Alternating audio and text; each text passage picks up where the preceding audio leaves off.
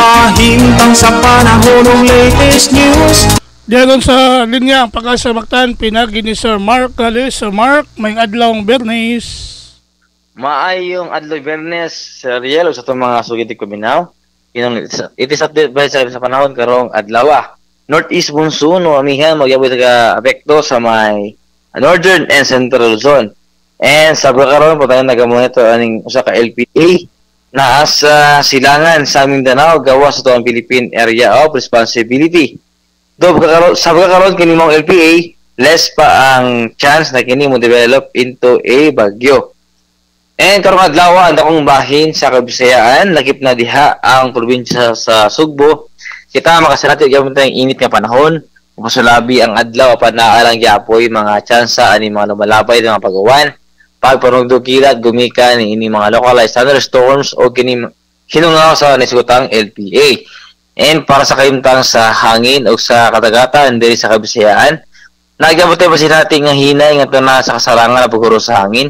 Nagikan sa amenang silangan nga tuna sa amenang sadpan, di na to ang kadagatan magmalinawon nga tuna sa kasarangan ang mga pagbalod.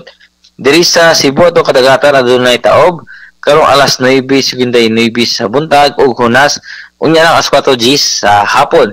Temperatura naa sa 26 ngadto sa 32 degrees Centigrado. Ato kay adlaw ning silang ganin alas 5:34 sa buntag ug mosalop jang alas 5:22 sa hapon. Philippine Standard Time alas 5:51 na sa buntagon ug diri na kuto diri sa botol sa DOS Pag-asa Mactan ni si Mark Gales. May buntag ug daghang salamat. Salamat sa Mark, ya happy weekend. Okay, salamat, bye-bye.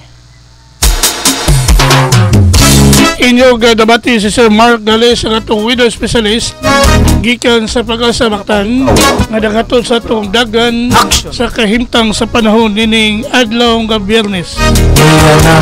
Salamat kayo Sir Mark yang may buntag diya sa Pag-asa Mactan.